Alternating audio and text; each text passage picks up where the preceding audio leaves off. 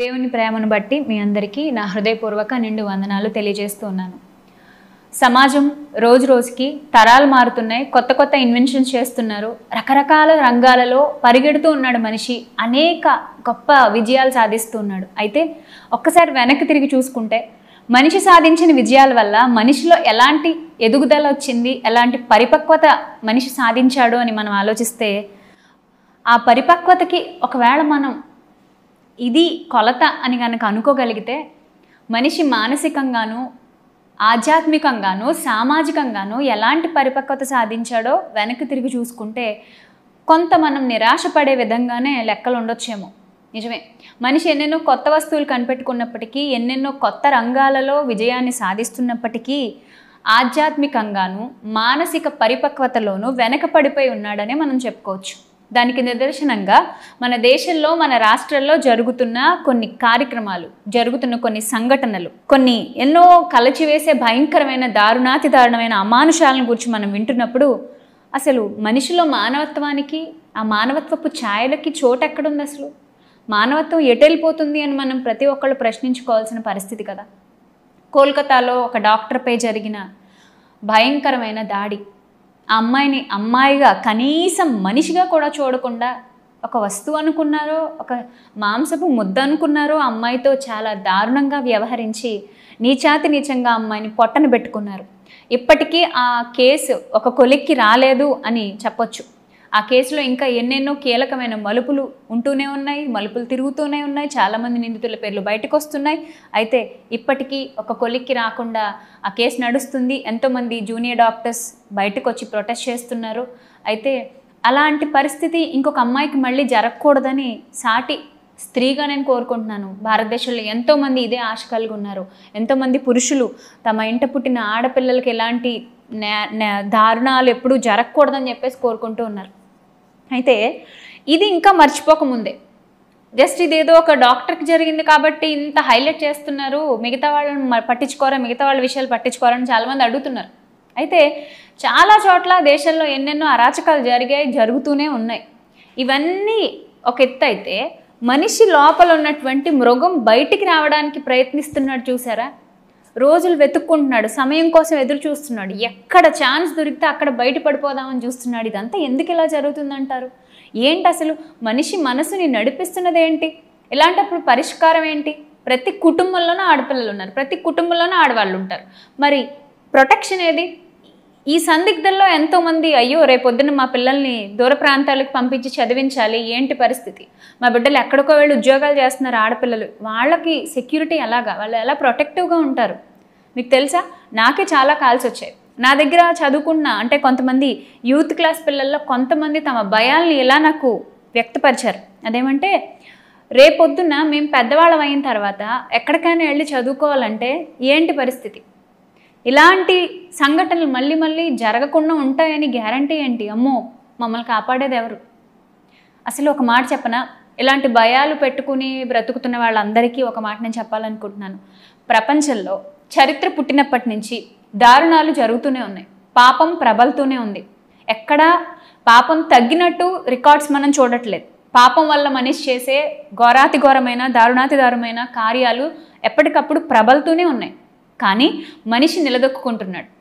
మరణకరమైన రోగాలు వస్తున్నాయి, భయంకరమైన నష్టాలు వస్తున్నాయి, పడగొట్టేసి ఎన్నో పరాజయాలు వస్తున్నాయి. అయినప్పటికీ మనిషి నిలదొక్కుంటున్నాడు, బతుకుతున్నాడు, సర్వైవ్ అవుతున్నాడు. ఆడపిల్లలు కూడా అంతే.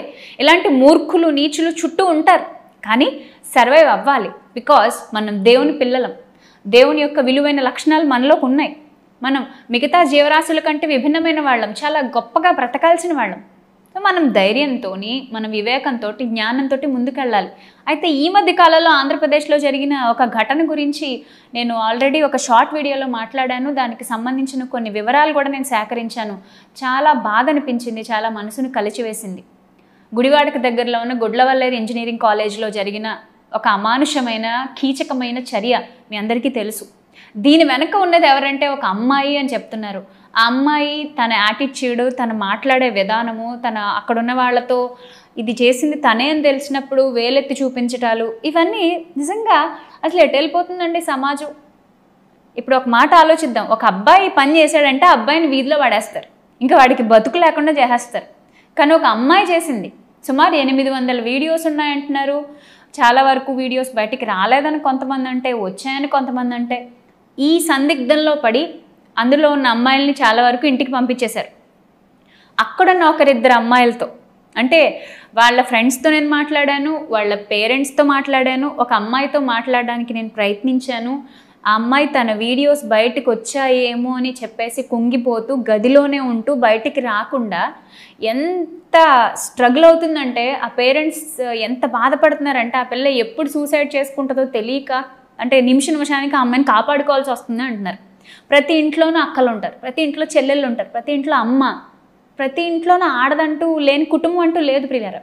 కానీ ఈ ఆడపిల్లల మీద జరుగుతున్న అత్యాచారాలు కానీ, అఘాయిత్యాలు కానీ ఎందుకు ఇలా రోజు రోజుకి రికార్డ్స్ లెవెల్లో పెరిగిపోతున్నాయి అంటే, మనిషి మనసులో ఎక్కడో ఏదో ఒక మూల జరగరాంది జరుగుతుంది, పెరగరాని ఆలోచనలు పెరుగుతున్నాయి, పెంచకూడని వాటిని పని కట్టుకుని పెంచుతున్నారు. ఒకసారి ఆలోచించండి. ఈ ఇంజనీరింగ్ కాలేజ్లో జరిగిన ఇలాంటి సంఘటన ముందెన్నడూ జరగలేదంటే 2022లో కూడా ఒకటి జరిగింది.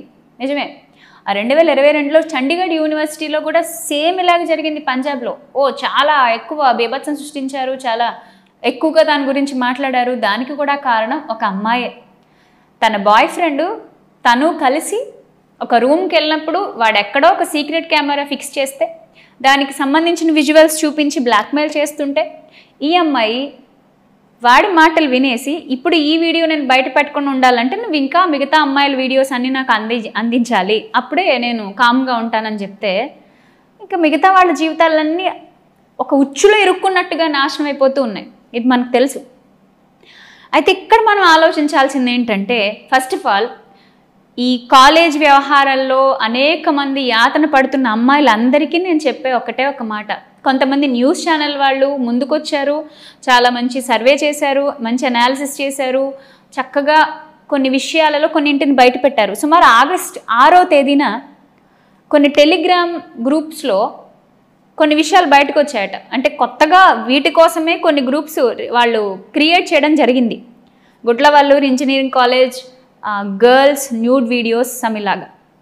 ఎప్పుడైతే ఇలాంటిది ఒకటి బయటకు వచ్చిందని తెలియగానే ఆశ్చర్యపరిచే కొన్ని సంగతులు ఏంటంటే, వాటిలో జాయిన్ అయ్యే అబ్బాయిల సంఖ్య వందల కొద్దీ పెరిగిపోయింది. ఆశ్చర్యంగా లేదు. నాకు కొన్నిసార్లు విచిత్రంగా అనిపిస్తూ ఉంటుంది. ఏంటంటే, మన ఇంట్లో ఉన్న ఆడపిల్లల వైపు ఎవడైనా కన్నెత్తి చూస్తే మనం తట్టుకోలేం. ముఖ్యంగా అబ్బాయిల గురించి నేను మాట్లాడుతున్నాను. మీ చెల్లి వంకో మీ అక్క వంకో ఎవరైనా చూసారనుకో, వాళ్ళ వెనకాల ఎవరైనా పడి వాళ్ళని ఎవరైనా హెరాస్ చేయడం కానీ, వాళ్ళకి ఎవరైనా ప్రపోజ్ చేయడం కానీ, వాళ్ళని ఎవరైనా ఇబ్బంది పెట్టేలాగా మాట్లాడడం కానీ చేశారనుకో, లేదా ఇవన్నీ ఏం చేయక్కర్లేదండి, ఇవన్నీ ఏం చేయక్కర్లే. మీరు బైక్ మీద మీ అక్కని కానీ మీ చెల్లిని కానీ ఎక్కించుకుని తీసుకెళ్లేటప్పుడు ఎవరో కొంచెం తేడాగా చూస్తున్నారు. అబ్బాయిల చూపుల్లో ఉన్న భాష ఆంతర్యం అన్నీ మీకు తెలుసు కదా. ఆ చూపు వెనకాల ఏముందో మీరే కనిపెట్టగలరు మాకంటే బాగా. కాబట్టి ఆ విషయాలన్నీ కూడా మీరు చక్కగా కనిపెట్టేసి వాడి మీద పడడమో, వాడికి వార్నింగ్ ఇవ్వడమో, లేదా మీ చెల్లికే జాగ్రత్త చెప్పడమో, మీ అక్కకే వార్నింగ్ లేదా జాగ్రత్త చెప్పడమో చేస్తారు కదా. అంటే ఒక ఆడపిల్ల మన ఇంట్లో ఉన్నప్పుడు మనం ఎంత చక్కగా తనను కాపాడుకోవాలని, ప్రొటెక్ట్ చేసుకోవాలని అనుకుంటాం. కానీ పక్కింటి వాళ్ళ పిల్ల, ఎదురింట్లో ఉన్న అమ్మాయి, నీ ఫ్రెండ్ చెల్లెలు, నీ ఫ్రెండ్ అక్క, లేదా వేరొకళ్ళ అమ్మాయి, వేరొకళ్ళ డాటర్ నీ ఇంట్లో ఉన్న ఆడపిల్లతో సమానం కాదా?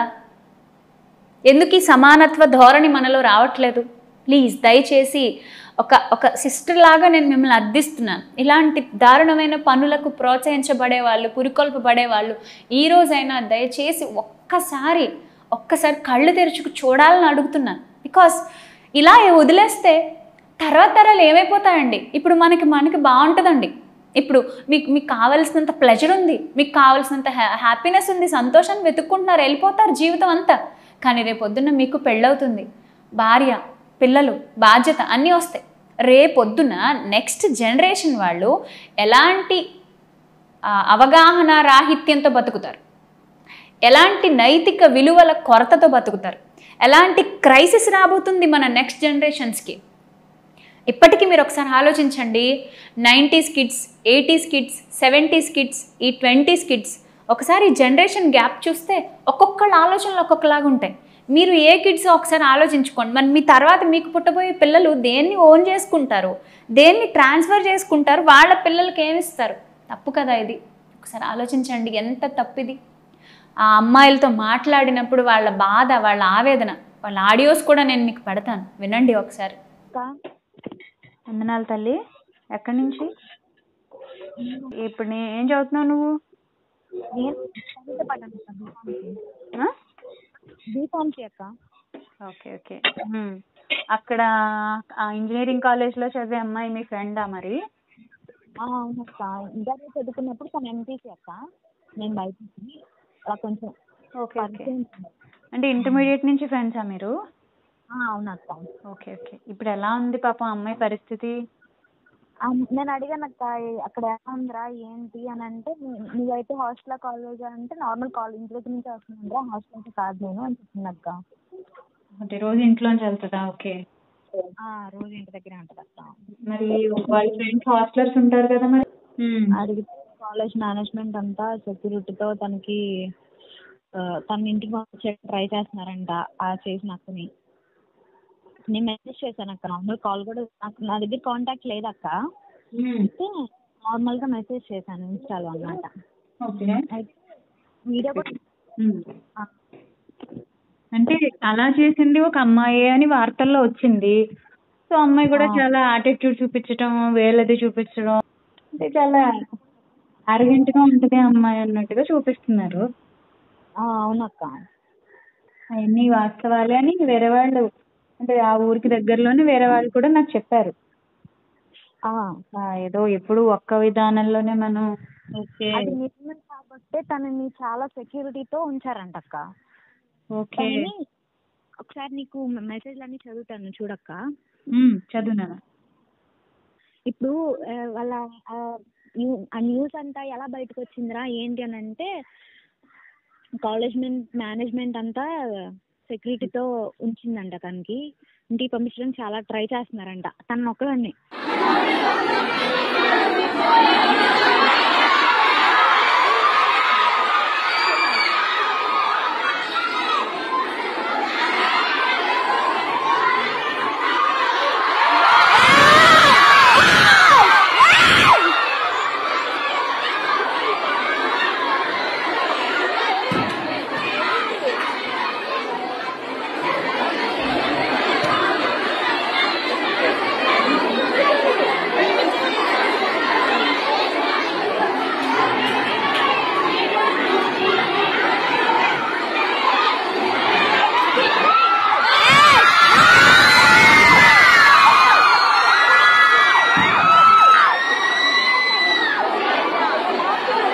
అక్కడ ఉంటే అక్కడ ఏమైపోతుందో, ఏం చేస్తారో ఆ అమ్మాయిని ఆ స్టూడెంట్స్ అందరూ అని. అయితే ఒక అమ్మాయి వల్ల అన్నయ్య దగ్గరికి ఆ వీడియో వెళ్ళిందంట అక్క, ఆ అమ్మాయిది. ఓకే. ఆ కాలేజ్ లో ఒక అమ్మాయి వీడియో వాళ్ళ అన్నయ్య దగ్గరికి వెళ్ళిందంట. ఆ అన్నయ్య కాలేజ్ లో చెప్పాడంట, ఆ రోజు ఈవినింగ్ వాళ్ళ చెల్లికి చెప్పాడు. కాలేజ్ లో చెప్పి ఆ చెల్లికి కూడా చెప్తే అప్పుడు వార్డెన్ అడిగితే, మీరు వాళ్ళ ఆవేదన ఎంత భయంకరంగా, ఎంత వర్ణనాతీతం ఒకసారి ఆలోచించండి. అసలు మరి చాలామంది ఇలాంటివి జరుగుతున్నప్పుడు అంటూ ఉంటారు, ఏంటి మరి వీటికి పరిష్కారం, ఏంటి వీటికి పరిష్కారం అన్నప్పుడు నేను ఒకటే చెప్పగలను, దయచేసి ముందు మీరు స్ట్రాంగ్గా ఉండండి. మనం దారమ్మట వెళ్ళేటప్పుడు ఒక కుక్క మన మీద పడింది అనుకో, ఒక కుక్క మన వైపుకి వచ్చింది అనుకో, అయ్యో ఈ కుక్క నన్ను ఎలా చేసింది ఏంటి అని చెప్పి సంవత్సరాల తరబడి ఆ కుక్కనే మనం మైండ్లో పెట్టుకొని దానికోసమే జీవితాన్ని అంతా వేస్ట్ చేయం కదా. సో ఇది కూడా అంతే. ఒకవేళ మీ న్యూడ్ వీడియోస్ ఏమైనా బయటకు వచ్చినా, రాలేదు, వచ్చే ఛాన్స్ లేదు అని అంటున్నారు, ఆ యాజమాన్యం కూడా మీ సర్టిఫికెట్స్ మా చేతిలో ఉన్నాయి కాబట్టి మీరు ఏమైనా వీ వాంట్ జస్టిస్ అని చెప్పేసి జస్టిస్ కోసం ఏమైనా పరుగు పెడుతుంటే, మీరు తర్వాత మీ ఎడ్యుకేషనల్ ఇయర్ కానీ మీ తర్వాత ఫ్యూచర్ కానీ పాడవుతుంది కాబట్టి చూసుకోండి అని చెప్పేసి చెప్పకనే చెబుతూ ఒక ఎమోషనల్ బ్లాక్మెయిల్ కూడా చేస్తున్నారు అని పేరెంట్స్ చెప్తున్నారు. కొంతమంది న్యూస్ ఛానల్ వాళ్ళు అబ్బాయి ఎలాంటి వీడియోస్ లేవు, ఇదంతా ఒక న్యూస్ ఫేక్గా వెళ్ళిపోయిందంతే, అనవసరంగా రూమర్స్ క్రియేట్ చేశారు అంటున్నారు. రూమర్స్ క్రియేట్ చేసినప్పుడు ఒక్కసారి మీరు గమనించండి. అసలు నాకు అక్కడ ఉన్న ఒక అమ్మాయి అంటే వీడియోస్ కొన్ని పంపించారు నాకు. ఇవి బయట న్యూస్ ఛానల్స్లో ఎక్కడ రాలేదు, నా దగ్గరికి మాత్రం వచ్చాయి. అంటే నేను చాలా చూసాను ఇప్పటివరకు గుడ్లవల్లూరు సంఘటన మీద, ఎక్కడ నాకు ఇవి కనిపించలే. కానీ వాళ్ళ ఫోన్లో ఉన్నవి నాకు పంపించారు. వాళ్ళ పేర్లు ఎక్కడ నేను రివీల్ చెయ్యట్లేదు కూడా, ఎందుకంటే వాళ్ళకి నేను మాట ఇచ్చాను కాబట్టి నేను రివీల్ చెయ్యను. సో వాళ్ళు పంపించిన కొన్ని వీడియోస్, ఆ అమ్మాయిని మొహానికి గుడ్డ కట్టి బయటకు తీసుకొస్తుంటే వీళ్ళ అమ్మాయి మీద ఉన్న క్రోధంతో అరుస్తున్నారండి. నిజంగా అది వింటుంటే నాకు డ్రామాలు లెక్కపడిచాయి అనమాట, బాధేసింది.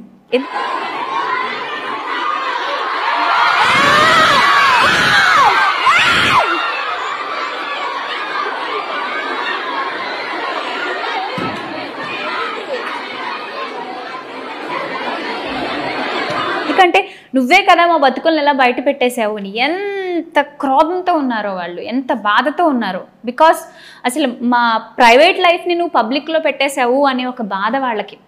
ఏమీ లేకుండా ఆడపిల్లలు అంత రేగిపోవడం అనేది జరగదు కదా. సో దీనంతటికీ మూలం ఒక అమ్మాయిని వస్త్రాలు లేకుండా చూడాలి, బట్టలు లేకుండా చూడాలి అనే ఒక ఆలోచన మొదట అబ్బాయి హృదయంలో వచ్చినప్పుడు ఆ అబ్బాయి దేనికోసం వెంపర్లాడుతున్నాడో ఆలోచించాలి. బికాస్ ఈ రోజుల్లో భారతదేశంలో పోన్ చూసే వాళ్ళ సంఖ్య రోజు రోజుకి పెరిగిపోతుంది. ఎలాంటి వెబ్సైట్స్లో ఎలాంటి చోట్ల అవి దొరుకుతాయో కూడా కనిపెట్టడం కష్టంగా ఉందట. అందుకే చాలా చోట్ల దీన్ని ఇల్లీగల్ చేశారు, ఇల్లీగల్ అంటున్నారు. అయినప్పటికీ విచ్చలవిడిగా వాటికి సంబంధించిన దృశ్యాలు అందరి ఫోన్లోకే వస్తున్నాయి. నేను ఒకటి చెప్పాలనుకుంటున్నాను, మనం సరైన దారిలో బ్రతకాలంటే మనల్ని నడిపించిన, మనల్ని సృష్టించిన దేవుడు మన గురించి చెబితేనే బాగుంటుంది. బికాస్ మనం శరీరంతో ఉన్నామండి. ఈ శరీరంలో ఎలాంటి ధర్మాలు ఉంటాయో, ఈ శరీరంలో ఎలాంటి హెచ్చుతగ్గులు ఉంటాయో దేవునికి తెలుసు. ఈ శరీరంలో ఏ విధమైన కార్యాలు ఉంటాయో దేవునికి తెలుసు. అందుకే సృష్టించిన దేవుడు దీన్ని ఎలా వాడాలో చెప్పారు. శరీరం అంటే ఎమోషన్స్ ఉంటాయి, హార్మోన్స్ ఉంటాయి. శరీరం అంటే అట్రాక్షన్ ఉంటుంది. నీవు ఆపోజిట్ జెండర్కి అట్రాక్ట్ అవుతావు, ఇది సహజము. అవతలి వాళ్ళు నీకు నచ్చినప్పుడు, లేదా అవతలి వాళ్ళ మనస్సు, అవతలి వాళ్ళ పద్ధతులు, అవతలి వాళ్ళ యొక్క హావభావాలు మొత్తానికి నీకు నచ్చినప్పుడు వాళ్ళ పైరూపాన్ని చూసో, వాళ్ళ స్వరాన్ని చూసో, వాళ్ళ యాటిట్యూడ్ని, వాళ్ళ మంచి పనులను చూసి మొత్తానికి ఎలాగైతేనో నువ్వు కనెక్ట్ అవుతావు, ఇది సహజం. కానీ అదంతా ఒక ఎత్తు అయితే అవతలి వాళ్ళని సొంతం చేసుకోవాలనో, వాళ్ళ శరీరాన్ని సొంతం చేసుకోవాలనో అసలు ఎంత నీచానికైనా దిగజారడం ఏంటండి అసలు? ఇది దేనికి తీసుకెళ్తుంది? బైబిల్ గ్రంథంలో వీటికి సంబంధించిన కొన్ని విషయాలను, అంటే మనల్ని సృష్టించిన సృష్టికర్త చెప్తేనే బాగుంటుంది అన్నాను కదా నేను. దయచేసి యవ్వనస్తులైన పిల్లలున్న తల్లిదండ్రులు, అలాగే టీనేజ్లో ఉన్న వాళ్ళు తప్పకుండా ఈ విషయాలను గమనించాలని నేను మిమ్మల్ని కోరుకుంటూ ఉన్నాను. ఓకే, సామెతల గ్రంథం 16:6 యెహోవా యందు భయభక్తులు కలిగి ఉండుట వలన మనుషులు చెడుతనం నుండి తొలగిపోతారట. యెహోవా యందు భయభక్తులు కలిగి, అంటే సృష్టించిన సృష్టికర్త యందు భయభక్తులు కలిగి ఉంటే మనుషులు చెడుతనము విడిచిపెట్టేసి వెళ్ళిపోతారు. అంటే చెడుతనం వీళ్ళకి అసహ్యంగా ఉంటుంది, పాపం అసహ్యంగా ఉంటుంది. వీటన్నిటి నుంచి బయటపడడానికి ఎల్లప్పుడూ స్ట్రగుల్ అవుతారు. శరీరంలో ఉన్న కోరికలు తీర్చుకోవడానికి ఇంట్రెస్ట్ చూపించకుండా సృష్టికర్త వైపు చూస్తారు. నేను మతాన్ని బోధించట్లేదండి, మతం గురించి చెప్పట్లేదండి. బైబిల్ మత పుస్తకం అని ఇష్టం వచ్చినట్టు బురద జల్లుతూ ఎంతోమంది పాపం చాలా కష్టపడుతున్నారు. కానీ నేను చెప్తున్నాను, నేను ఎంతోమంది యవ్వనస్తులను ఎంతోమందిని నిలబెట్టడానికి ప్రయత్నిస్తున్నాను. చాలామంది యవ్వనస్తులకు నేను కౌన్సిల్ చేశాను. చాలామంది సూసైడ్కి వెళ్ళడానికి, బయటికి రావడానికి, సూసైడ్ నుంచి బయటికి రావడానికి వాళ్ళు నేను ఇచ్చిన కౌన్సిలింగ్ తీసుకుని నిలబడిన వాళ్ళు ఉన్నారు. దేవునికి స్తోత్రం, అందు నిమిత్తమే. అదేదో నా గొప్పతమని నేను చెప్పట్లే, కానీ నా వర్క్ ఏంటో చెప్తున్నాను. అంటే దేవుడు నాకు ఇచ్చిన బాధ్యతను బట్టి, సృష్టికర్త యొక్క ఆలోచనలతో ముందుకెళ్ళడానికి ప్రభువు నాకు ఇచ్చిన కృపను బట్టి నేను కృషి చేస్తూ ఉన్నాను. అందులో భాగంగానే ఈరోజు ఇలాంటి ఘటనలు మళ్ళీ మళ్ళీ పునరావృతం కాకుండా, మళ్ళీ రిపీట్ కాకుండా ఉండాలంటే మన ఇంటి వాతావరణాలు ఎలా ఉండాలి? చెడుతనాన్ని అసహించుకోవాలి. తల్లి తండ్రి దయచేసి బిడ్డలతో మాట్లాడండి. ఒక 13, 14, 15 ఇయర్స్ వచ్చేసరికి అబ్బాయి శరీరంలో చాలా చేంజెస్ వస్తాయి. వాడు పడుకుని లేచినప్పుడు చూడండి, వాడి పక్క బట్టలను ఒకసారి మీరు అవన్నీ చూసి ఒకసారి నిలబెట్టి మాట్లాడండి. వాడి ఆలోచనలలో, వాడి శరీరంలో ఎలాంటి మార్పులు జరుగుతున్నాయి. అమ్మాయి శరీరంలో వచ్చే మార్పులను బట్టి మన ఆంధ్రప్రదేశ్లో చాలా చక్కగా ఒక టీనేజ్కి వచ్చేసిన తర్వాత అమ్మాయి మెన్స్ట్రుయేషన్ సైకిల్ స్టార్ట్ అవగానే అమ్మాయికి మనం పండగలాగా చేసుకుంటాం, ఫంక్షన్స్ చేసుకుంటాం. బట్ ఇదే కోణంలో నేను చెప్తున్నాను. దయచేసి దీన్ని మరొకలాగా అర్థం చేసుకోవద్దు. సైంటిఫిక్గానే నేను మాట్లాడుతున్నాను. అబ్బాయి శరీరంలో కూడా మార్పులు వస్తాయి. మీరు ఏ డాక్టర్నైనా కలిసి అడగండి, అబ్బాయి శరీరంలో మార్పులు వస్తాయి. బికాస్ తను ఒక పురుష ధర్మం కలిగిన శరీరంలో ఉన్నాడు. కాబట్టి అబ్బాయి శరీరంలో వచ్చే మార్పులకు అనుగుణంగా మనం వాళ్ళతో కలిసి కూర్చుని మాట్లాడి, నాయనా నువ్వు చెడుతనాన్ని అసహించుకోవడానికే పుట్టావు నాయనా, నువ్వు చెడుతనాన్ని అంటించుకోవడానికి పుట్టలేదు. సో నువ్వు నీ కన్నులు, నీ ఆలోచనలు, నీ శరీరాన్ని భద్రంగా కాపాడుకో అని చెప్పడం మన బాధ్యత. చెప్పాలి. అరే మరి చాలామంది క్రిస్టియన్ ఫ్యామిలీస్లో కూడా ఉన్నారు కదా అబ్బాయిలు, వాళ్ళందరూ కూడా ఇలాగే ఉన్నారా అంటే దానికి ఎవరో సమాధానం చెప్పలేరండి. ఎందుకంటే చెప్పడమే బాధ్యత, ఆచరించడం అనేది ఎవరికి వాళ్ళకి వ్యక్తిగతం. చాలామంది ఆచరిస్తున్న వాళ్ళు ఉన్నారు, గొప్పగా బ్రతుకుతున్న వాళ్ళు, అద్భుతమైన పరిచయం చేస్తున్న వాళ్ళు ఉన్నారు. కానీ ఆచరించకుండా పడిచమని పెట్టేసిన వాళ్ళు కూడా ఉన్నారు. అయితే ఈరోజు నేను చెప్పాలనుకుంటున్న విషయం ఏంటంటే ఇలాంటివి మళ్ళీ మళ్ళీ మళ్ళీ మళ్ళీ రిపీట్ కాకుండా ఉండాలంటే తన మనస్సుని అణుచుకోగలిగే వాళ్ళుగా మగపిల్లలు ఉండాలి, ఆడపిల్లలు ఉండాలి. ఒక అబ్బాయి నిన్ను ఇబ్బంది పెట్టేటప్పుడు నీతోనే ఆ ఇబ్బంది ఆగిపోవాలి. 100 మందికి 1000 మందికి ఆ ఇబ్బంది నువ్వు తీసుకెళ్తున్నావు అంటే ఆడపిల్లగా ఏది నీ వివేకం? ఆడపిల్లలు ప్రతి ఒక్కరి స్టెప్ని ముందే కనిపెట్టగలుగుతారు. ఒక వ్యక్తి మన ముందుకు వచ్చి మాట్లాడుతున్నా, ఒకడు మనతో ఏవైనా ఎక్స్ట్రాలు చేయడానికి రెడీ అవుతున్నా నీ మనసులో నువ్వు స్థిరంగా ఉన్నప్పుడు నువ్వు కనిపెట్టగలుగుతావు ఖచ్చితంగా. అది నీకు అర్థం కావాలి. అది నీకు దేవుడిచ్చిన వివేకం. ఇది ఖచ్చితంగా నేను చెప్పే మాటలు అందరికీ కనెక్ట్ అవుతాయి. ఇది అనుభవించిన వాళ్ళకే అర్థమవుతుంది. ఇప్పుడు నాకు తెలియదండి, నాకు తెలియకుండా నేను అందులో పడిపోయానండి, నాకు తెలియకుండా నేను అలా ఏమీ తెలియనట్టు అలాగా లొంగిపోయానండి అనడానికి లేదు. ఇవేం సినిమా డైలాగులు కాదు. ఖచ్చితంగా ప్రాక్టికల్గా ఆలోచిస్తే నీకు నాకు అర్థమవుతుంది. మనకు అర్థమవుతుంది, మన మైండ్ చెప్తుంది. అప్పుడే మనలో స్ట్రగుల్ స్టార్ట్ అవుతుంది. అప్పుడే మనం పోరాటం స్టార్ట్ చేస్తాం. అప్పుడే అలాంటి వాళ్ళకు దూరంగా ఉంటాం, అలాంటి వాళ్ళని దూరంగా నెట్టేస్తాం. అవసరమైతే బ్లాక్లో పెడతాం, అవసరమైతే వాళ్ళని కడిగి పాడేస్తాం, అవసరమైతే వాళ్ళకి వార్నింగ్ ఇస్తాం, మన వాళ్ళతో చెప్పి తీసుకెళ్ళి వాళ్ళతో మాట్లాడిస్తాం. చాలాసార్లు యవ్వనస్తులైన ఆడపిల్లలు చేసే తప్పేంటంటే ఫ్రెండ్స్ అందరికీ చెప్తారు. ఎక్కడో ఫేస్బుక్లో దూరంగా ఉన్న ఫ్రెండ్తో షేర్ చేసుకుంటారు, ఎక్కడో ఇన్స్టాగ్రామ్లో కొత్తగా పరిచయమైన వాడితోనూ కూడా షేర్ చేసుకుంటారు. పలానా వాడి వల్ల నాకు ఇబ్బందిగా ఉందిరా అని చెప్పి షేర్ చేసుకుంటారు. కానీ విచిత్రం ఏంటంటే చిన్నప్పటి నుంచి పెంచి పెద్ద చేసిన తల్లిదండ్రులతో షేర్ చేసుకోలేకపోతున్నారు. ఎందుకు చేసుకోలేకపోతున్నారంటే ఇక్కడ ఒకటి తల్లిదండ్రుల లోపం కూడా లేకపోలేదు. అదేమిటంటే షేర్ చేసుకుంటే నువ్వు మాట్లాడావు కాబట్టి వాడు అలా మాట్లాడాడు, నీ తప్పు కూడా ఉంది, నీ తప్పు లేకపోతే వాడు అలా మాట్లాడతాడా, నువ్వు ఛాన్స్ ఇవ్వకపోతే అంత దూరం ఎందుకు వస్తాడు, నువ్వు అవకాశం ఇస్తేనే కదా వాడు అలా వచ్చాడు. సో తప్పు నీది. ఫస్ట్ చదువు మానేసి ఇంట్లో కూర్చో, లేదంటే నీదే మొత్తం తప్పు అని నెత్తి మీద భారం వేసేస్తారేమో అన్న భయంతో. అవునా కాదా? ఎంతమంది దీనికి కనెక్ట్ అవుతారు? సో మీకు అర్థం అవ్వాలి, తల్లిదండ్రులు సరైన కమ్యూనికేషన్ మెయింటైన్ చెయ్యకపోతే, కమ్యూనికేషన్ అంటే కూర్చుని కేవలం మాట్లాడడం మాత్రమే కాదండి, మీ హావభావాలు, మీ చూపులు, మీ గొంతులో మీరు చూపించే ఫ్రీక్వెన్సీ, మీ వాయిస్ ఫ్రీక్వెన్సీ, గొంతు ఎత్తి మాట్లాడడం, తగ్గి మాట్లాడడం, నిష్ఠూరంగా మాట్లాడడం, కన్నింగ్గా మాట్లాడడం, whatever it may be, మీ బిడ్డలకి అది కన్వే అయిపోతుంది. కానీ మీరు ఎప్పుడైతే ప్యూర్ హార్టెడ్గా ఉంటారో, నీకు నేనున్నానని భరోసా ఇస్తారో, వాళ్ళకి అది కూడా కన్వే అవుతుంది. దయచేసి దాన్ని గమనించండి ప్లీజ్. మన బిడ్డలకి ఏమైనా మనం తట్టుకోలేము, వాళ్ళని కాపాడుకోవాలండి, అది మన బాధ్యత, దేవుడిచ్చిన గొప్ప బాధ్యత. దాన్ని కంటిన్యూస్గా మనం చేయాలంటే బిడ్డలతో సరైన కమ్యూనికేషన్ కలిగి ఉందాం. యవ్వనస్తులైన పిల్లలు యవ్వన దశకు వచ్చారనేసరికి పెద్దోళ్ళకి లోకువ, మేమేమీ చేయలేదు మీరే మొత్తం చేశారన్నట్టుగా పిల్లల విషయాల్లో మనం నిందలేస్తూ ఉంటాం. కానీ ఒక్క మాట అడగనా, మీ యవ్వన దశలో ఉన్నప్పుడు మీరు ఎలాంటి పొరపాట్లు చేయలేదా? మీ చూపుతోటి, ఆలోచనతోటి, చేష్టలతోటి ఎప్పుడు తప్పటడిగేయలేదా? కానీ పిల్లల మీద ఎందుకండి నేరాలే మోపవేస్తాం? వాళ్ళే మొత్తం దుర్మార్గులుగా, తీవ్రవాదులుగా. అంటే మనతో కొన్ని టైమ్స్లో వాళ్ళ శరీరంలోకి వచ్చే ఇబ్బందులను వాళ్ళు షేర్ చేసుకోవాలి. ఒక తండ్రిని అడుగుతున్నాను నేను, మీ ఆడపిల్ల మీ దగ్గరకు వచ్చి డాడీ మెన్స్ట్రుయేషన్ అంటే ఏంటి అని ఒక 10 ఏళ్ల 11 ఏళ్ల పిల్ల మీ దగ్గరకు వచ్చి పంచుకోగలుగుతుందా? నేను అమ్మని అడగట్లే, ఒక ఫాదర్గా ఉన్న వ్యక్తిని అడుగుతున్నాను. ఒక ఫాదర్ దగ్గరకు వచ్చి ఒక 15 ఏళ్ల 16 ఏళ్ల పిల్ల డాడీ సెక్షువాలిటీ అంటే ఏంటి, ఇంటర్ కోర్స్ అంటే ఏంటి, ఇద్దరి మధ్య సంబంధం అంటే ఏంటి డాడీ అని మిమ్మల్ని అడగగలుగుతుందా ధైర్యంగా? ఒకవేళ ఈ మెన్స్ట్రుయేషన్ సైకిల్ గురించి మొదలెడితేనే నోటి మీద కొడతాను అవతలకెళ్ళు, అవన్నీ నువ్వు మాట్లాడే మాటలు కాదు. చిచ్చి నీకేంటి అసలు ఇప్పుడు ఈ వయసులో ఈ పాడుబుద్ధులు ఏంటే, ఈ డౌట్స్ ఏంటే, ఇలా ఒకవేళ మీరు మాట్లాడితే వాళ్ళకి రాకూడని చోటులో నుంచి సమాచారం వస్తుంది. అందుకే మనమే ఇవ్వాలండి, మనమే దగ్గర కూర్చోబెట్టుకొని, నాన్న ఇప్పుడు నీకు డౌట్స్ వచ్చాయి కదా, ఇవి నువ్వు తెలుసుకోవాల్సిన వయసు ఒకటి ఉంది, నేను చెప్తాను, కానీ అప్పుడు నువ్వు ఎవరిని అడగకు, నన్నే అడుగు, నేను చెప్తాను.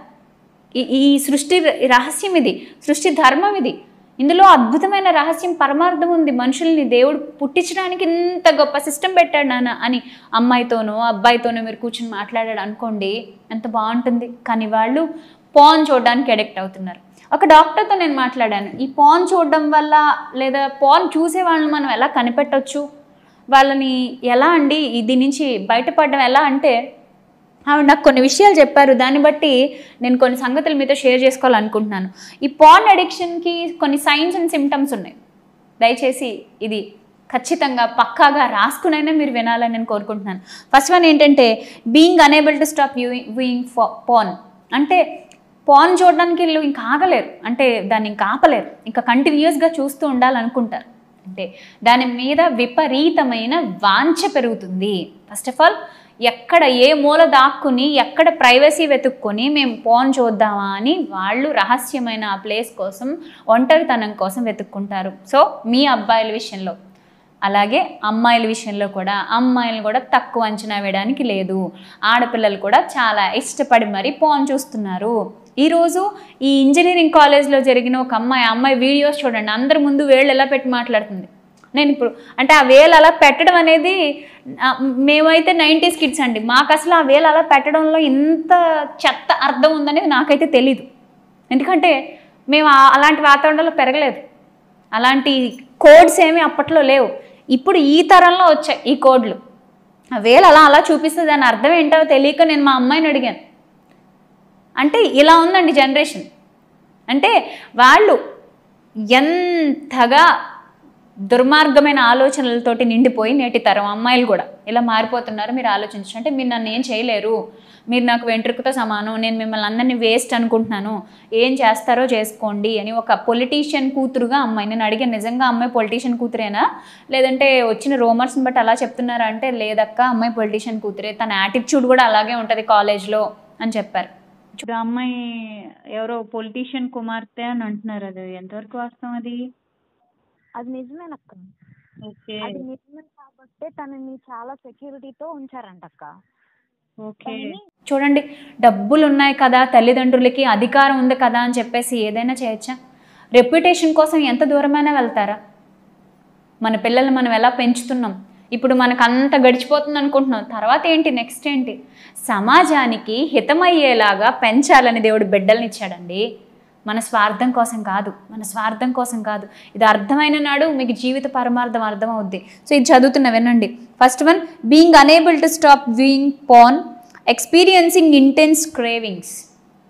Intense cravings, sweet cravings, sugar cravings మీకు తెలుసు, అంటే తీపి పదార్థాలు పిచ్చిగా తినేయాలన్న కోరిక. చాలామంది వెయిట్ లాస్ అవ్వాలనుకునే వాళ్ళు, మాకేంటోనండి క్రేవింగ్స్ తగ్గట్లేదు, మాకు తీపి తినాలన్న ఆశ పెరిగిపోతూ ఉంది, సో క్యాలరీలు మేము ఖర్చు పెట్టలేము, కంట్రోల్ చేసుకోలేకపోతున్నాం అంటారు. సో ఈ పాన్ చూడాలనేది కూడా వీళ్ళు ఎక్స్పీరియన్సింగ్ ఇంటెన్స్ క్రేవింగ్స్, ఒక క్రేవింగ్ లాగా ఫీల్ అవుతారు. ఆ క్రేవింగ్స్ని అదుపు చేసుకోలేరు. సో ఒక గ్యాడ్జెట్లో చూస్తారు, దాన్ని ఇప్పుడు ఫిజికల్గా భౌతికంగా దాన్ని ఏదో ఒకటి చేద్దామని అనుకుంటారు, లేదా చూపులతోటే సరిపెట్టేసుకొని ప్రశాంతంగా ఇంకా చూడాలనే తాపత్రయం. ఎందుకో తెలుసా, ఈ పాన్ చూసేటప్పుడు ఒక హార్మోన్ రిలీజ్ అవుతుంది, డోపమైన్ అనే హార్మోన్ రిలీజ్ అవుతుంది. అది రిలీజ్ అయినప్పుడు మనిషి తేలిపోతున్నట్టుగా ఉంటాడు. అది బాగా సంతోషంగా ఉన్నప్పుడు, చాలా చాలా హ్యాపీయెస్ట్ మూమెంట్స్ అప్పుడు, లేదా డ్రగ్స్ తీసుకున్నప్పుడు ఈ డోపమైన్ని వాళ్ళు ఎక్స్పీరియన్స్ చేస్తారు. అయితే ఇది చూస్తున్నప్పుడు కూడా వాళ్ళకి డోపమైన్ రిలీజ్ అనేది ఉంటుంది. అందుకే ఇంకా ఇంకా ఇంకా ఇంకా ఇంకా కావాలి, దీనికి స్టాప్ ఉండకూడదు, ఎంత దూరమైనా నేను వెళ్ళిపోవాలని ఒక ఆలోచనలు వచ్చేస్తాయి. Next one, lake of interest in usual activities. సాధారణంగా వాళ్ళు చేసే పనుల్లో, వాళ్ళ రోజువారీ పనుల్లో చాలా చాలా లేజినెస్, నెక్స్ట్ అందులో ఇంట్రెస్ట్ ఉండదు, వాళ్ళకి తగ్గిపోద్ది. ఏముందిలే, పనే ఉందిలే, చదువే ఉందిలే, ఇంట్లో అమ్మా నాన్నలతో మాట్లాడడం ఏముందిలే, ప్రార్థనకి వెళ్ళడం ఏముందిలే, ఏం కాదులే, పెద్ద ఏం పట్టించుకోవాల్సిన పనులు కాదు ఇవన్నీ.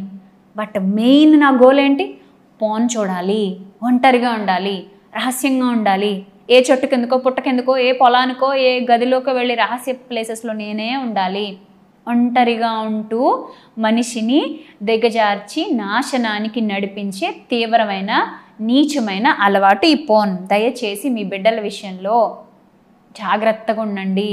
వాడితోనే పోదండి, వాడితోనే పోదు. వాడి తరతరాలకి ఇది వెళ్ళిపోతుంది.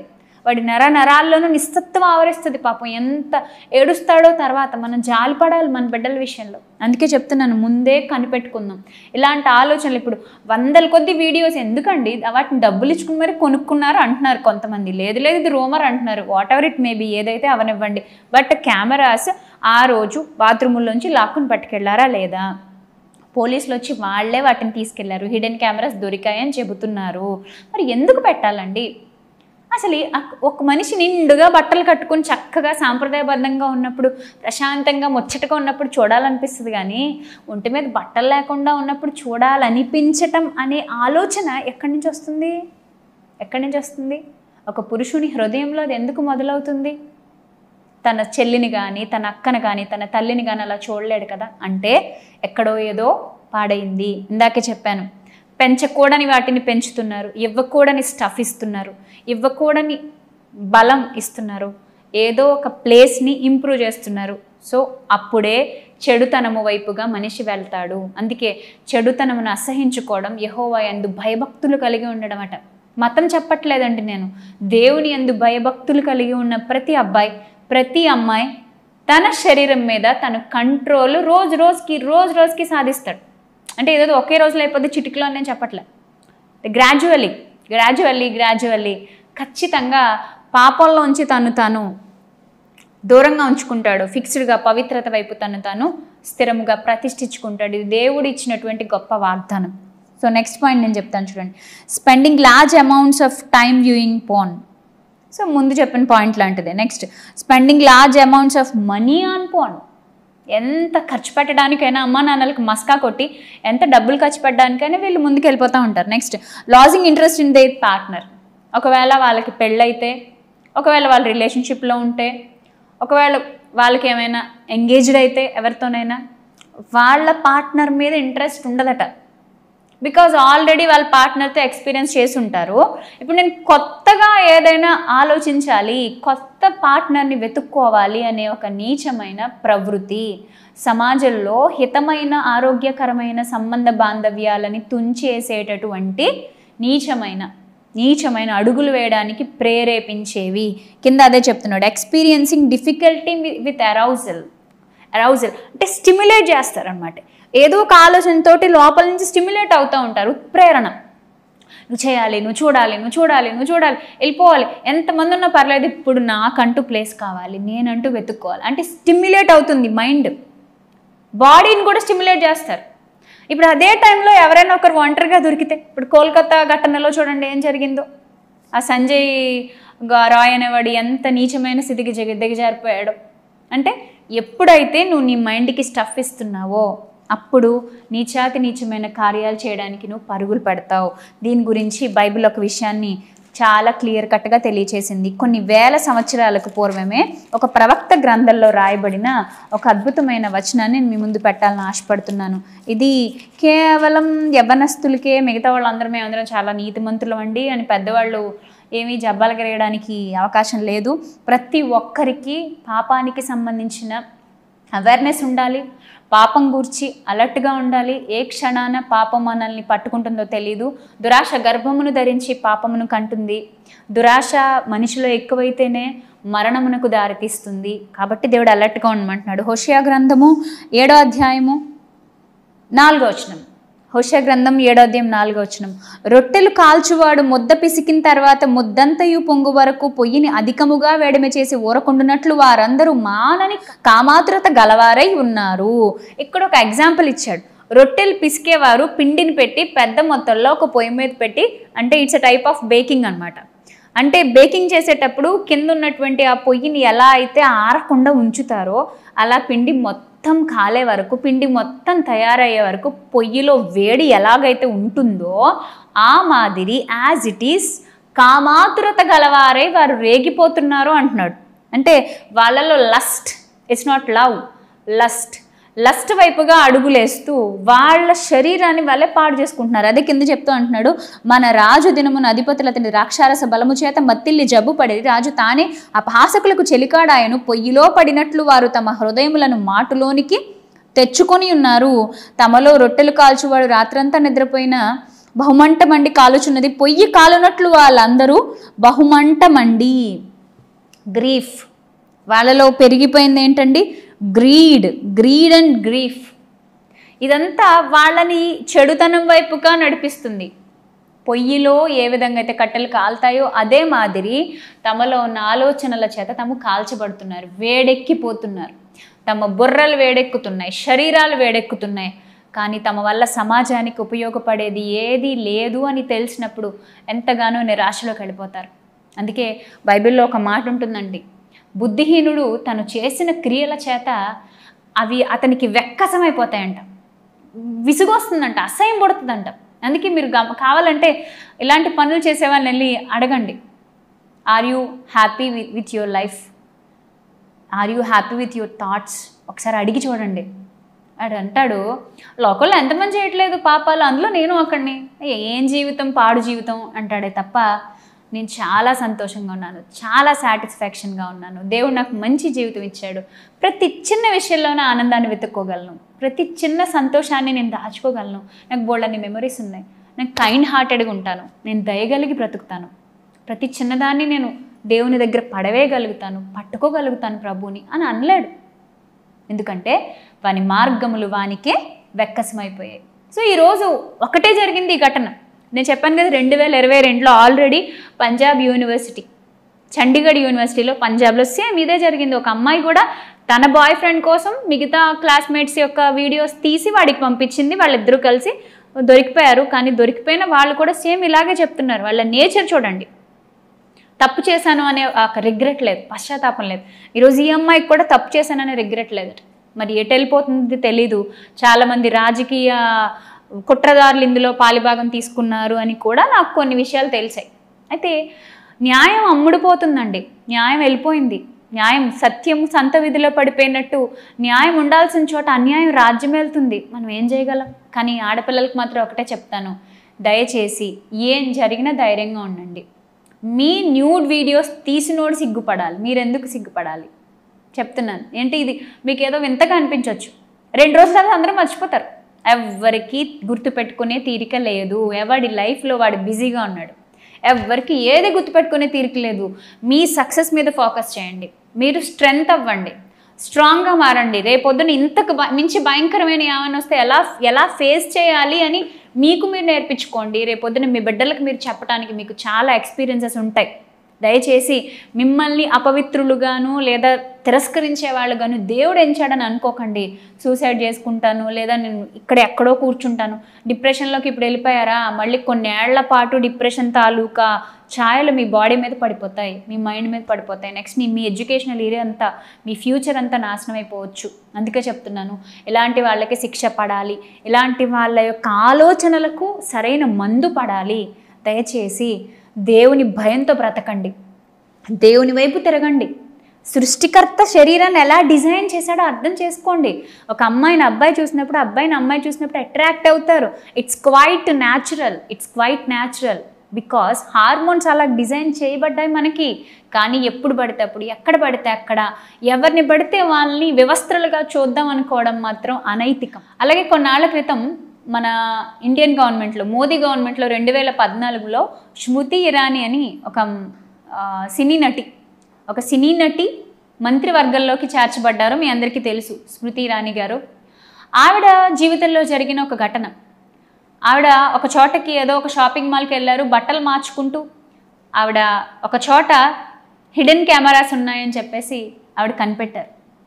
వెంటనే బయటకు వచ్చి మాట్లాడడం, వాళ్ళందరూ హడావుడి చేయడం, ఇదంతా మనకు తెలుసు. అంటే ఒక కేంద్ర మంత్రి స్థాయిలో ఉన్న ఆమె ఎంత స్ట్రగుల్ అయ్యారో చూడండి. ఆవిడ చాలా పోరాటం చేశారని నేను విన్నాను. అలాగే నేను ఇంకొక ఘటన కూడా మీతో పంచుకోవాలని నేను ఆశపడుతున్నాను. అదేంటంటే, నాకు తెలిసిన ఒక క్రిస్టియన్ ఫ్యామిలీ, అల్లుడు డాక్టర్, ఓకే, వాళ్ళ అమ్మాయి వచ్చేసి టీచర్ అనుకుంటా. వాళ్ళకి మొత్తం 3-4 పిల్లలు ఉన్నారు. సో ఒక పెద్దమ్మాయికి పెళ్లి చేశారు. అయితే వాళ్ళ అల్లుడు వాళ్ళ భార్య చెల్లెలు ఆమె స్నానం చేస్తుంటే రహస్యంగా వీడియోస్ తీయటానికి అతను ఈ కెమెరాస్ని ఫిక్స్ చేశాడు. ఎంత నీచమైన కార్యం అండి ఇది. తెలిసినప్పుడు కుటుంబం అంతా పగిలిపోయిందండి. ఎవరితో చెప్పుకోవాలో తెలీదు. అడిగితే ఏం లేవంటున్నాడు, కానీ మొత్తానికైతే దొరికింది. అందుకే నేను చెప్తున్నాను, ఎక్కడా కూడా ప్రొటెక్షన్ లేదు అని మనకు అర్థమైన తర్వాత మనం ప్రొటెక్టివ్గా ఉండడానికి, మన జాగ్రత్తలో మనం ఉండడానికి ప్రయత్నించాలి. ఎక్కడికైనా వెళ్ళినప్పుడు, బట్టలు మార్చుకుంటున్నప్పుడు ఏదైనా ఇక్కడ ఒక కెమెరా ఉంది అని మనకు అనిపిస్తే, ఆల్రెడీ మీకు దీనికి సంబంధించిన ఇన్ఫర్మేషన్ యూట్యూబ్లో, గూగుల్లో చాలా వచ్చింది. అద్దాలను పరీక్షించుకోవడం, అద్దం మీద ఇలా వేలు పెట్టి ఆ ప్రతిబింబం ఎలా కనబడుతుందో చూసుకోవడం. సరైన అంటే లోపల మీకు ఏదైనా కెమెరా ఉన్న అద్దం అయితే అది అంటే మీరు వేలు పెట్టిన వేలు మీకు అంటే సేమ్ ఆ పక్కన కూడా ఇలాగే కనిపించాలి, కానీ వంకరగాను కదిలినట్టుగాను అలా గనక ఉంటే అక్కడ మీకు కెమెరా ఉన్నట్టు అర్థం అని చెప్తున్నారు. అలాగే ఈ మధ్య కాలంలో చాలా చాలా కనిపెట్టలేని ప్లేసెస్లో కూడా పెడుతున్నారట. దానికి సంబంధించిన యాప్స్ వచ్చాయి, హిడెన్ కెమెరాస్ని పట్టుకునే యాప్స్ వచ్చాయి. వాటికి సంబంధించిన డీటెయిల్స్ కూడా నేను ఇవ్వడానికి ప్రయత్నిస్తాను.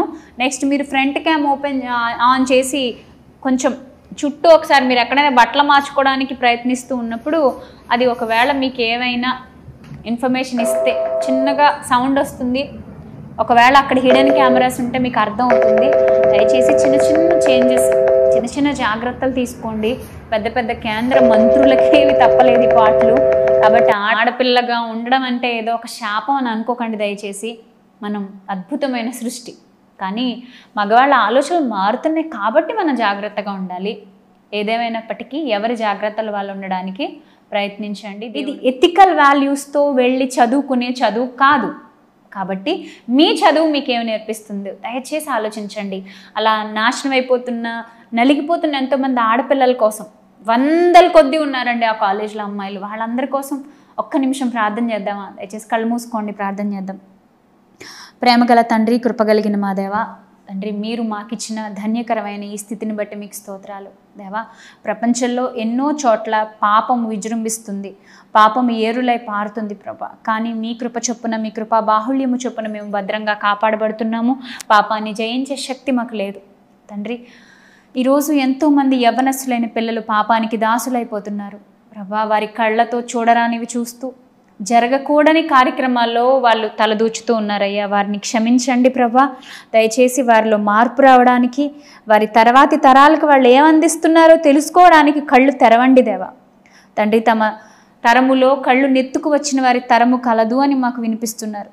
తమకు తాము శుద్ధులైపోయామనుకుంటున్నారు, కానీ అది కాదు, జరగలేదు అనే విషయం వారికి అర్థం చేయించండి. అలాగే తల్లిదండ్రులు కూడా తమ బిడ్డలతో సరైన సంబంధ బాంధవ్యాలు కలిగి తమ పిల్లల్ని అర్థం చేసుకునే మనసు వాళ్ళ తల్లిదండ్రులకు ఇవ్వండి.